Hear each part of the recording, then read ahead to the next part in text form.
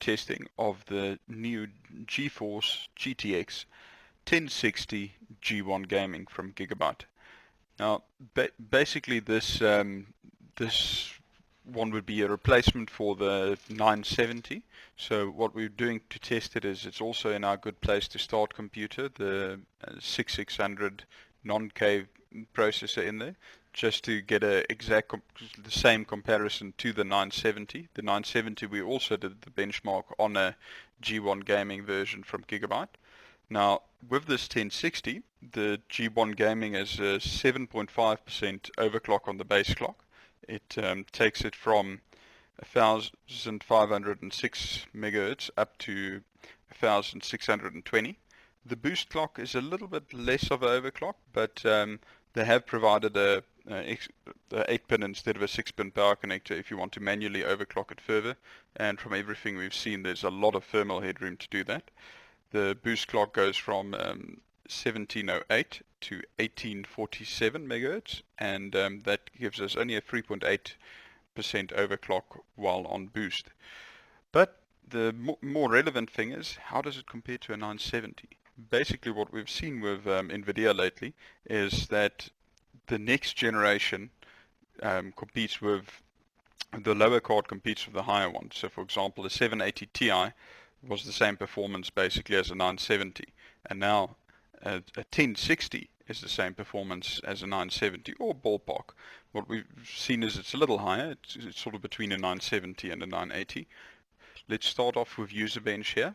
Our gaming score, the rest remained fairly similar, but our gaming score went from 76% with the 970 up to 81%, which is a 6.6% improvement. The rest is our normal good place to start platform, which performs very well. Here you can see the specifications on the side here. If we look at the individual components, you can see we perform well on the CPU with the good place to start one. We're in the 74th percentile. Specifically, the G1 Gaming 1060 is in the 60th percentile. As I said, the overclock is a little mild compared to what we've been expecting, or what we've become used to from the G1 series cards. So there's definitely room to crank it up, as all of the new 10th generation cards seem to be able to overclock to the exact same frequencies no matter what brand. So the brand has become less important for the 10 series. But the important score here is your graphics card's overall score, which on the 970 was 85%, and here we've jumped up to 92.4%, giving us an 8.7% increase, which is very respectable and really very, very nice. If we move on to Firestrike, and Firestrike, the 970 scored 9,657, whereas with this one we've got a score here of 10,297, and that is again a 6.6% increase. So the user bench and Firestrike seems to agree on the performance increase there, which makes sense for current generation games. If we look at the slightly newer games, like the DirectX 12 games, for that we use 3D Mark's Time Spy.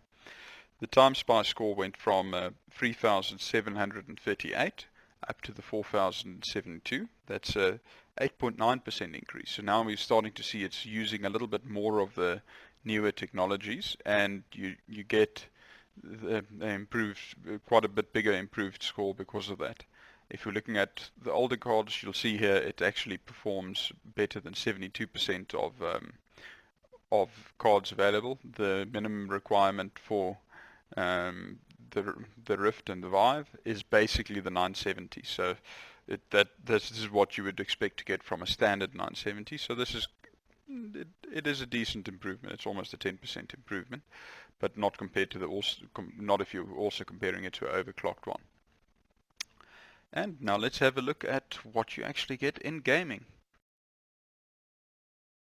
Here we have Dota running at 2K, and we're actually sitting at sort of 118 to 115 frames per second. The game itself is limited to 120, and we're actually not hitting that limit at 2K, which is surprising because with the 970 we actually very often we were just stuck at the limit. Here we seems to be still more than enough for the game, but it seems like the 970 at 2K actually outperforms the 1060. Here we have Counter-Strike Go. We're seeing 282, 283 frames per second, which is insanely high. This is at 2K. But this game is a little bit inconsistent with the frame rates. But I mean, you know, this section here, lowest we dropped to was about 270 frames per second, which is insanely high. So more than enough for a fast refresh rate panel at 2K. We have Civilizations 5 running at 2K, seeing about 150 frames per second, and seems to be fairly stable at around that level. When we click next turn, we should see a bit of a drop. Drops down to about 70, then back up to about 155. So overall, excellent frame rates. Definitely not a problem to play a game like Civilizations 5 at 2K.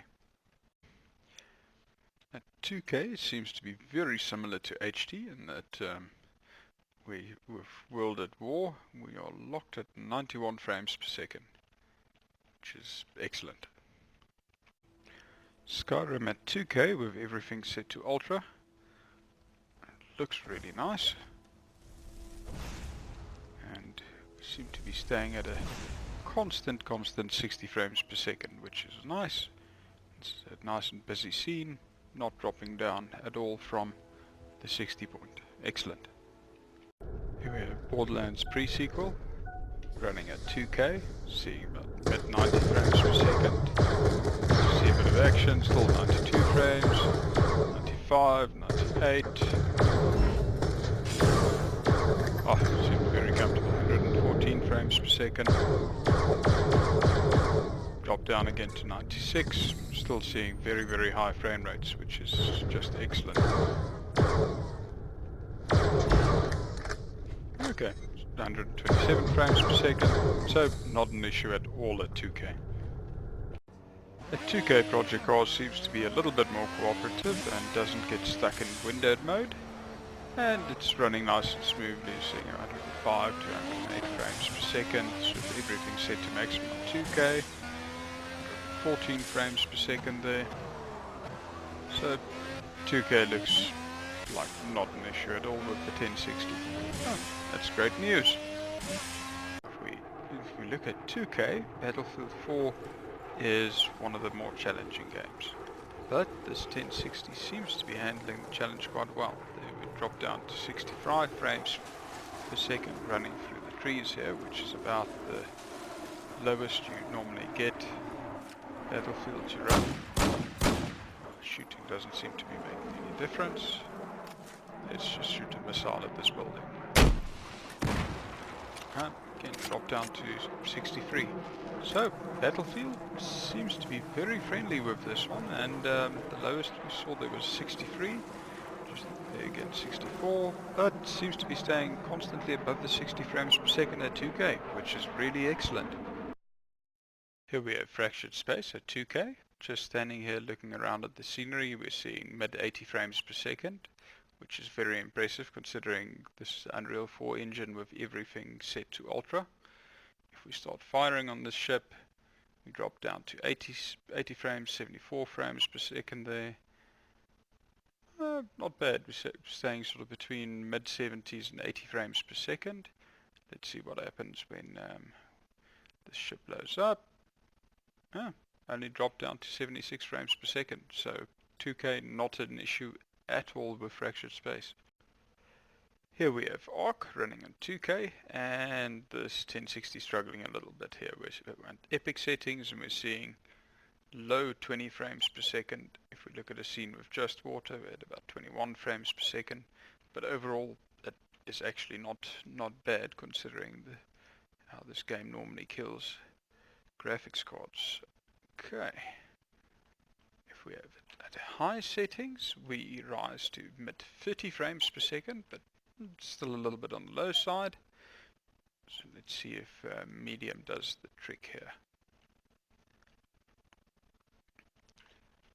Okay, at medium settings we're getting mid to low 40 frames per second, which is probably playable for this game as it's not um, too fast paced most of the time. If we look just at a water scene, we're still dropping to 35, so the ideal will probably be somewhere between medium and low settings. Ashes of the Singularity actually ran really nicely on high settings at 2K. We've got an average of 51.8 frames per second, but we can see here it didn't drop down too much, only to 45 frames per second, which is, I would almost say, the ideal place you want to run a real-time strategy game, as you know you're using the maximum of your graphics card's capabilities, but you're still getting, for the relatively slow-moving scenery, unlike we would in a first-person shooter, a very nice frame rate there. As we can see here, the green dots being the system score, and the blue dots what the GPU did. Is we only had very few cases where we were system limited. For the most part, it says at 2K running at high settings, you can support even higher graphics card in our test system here.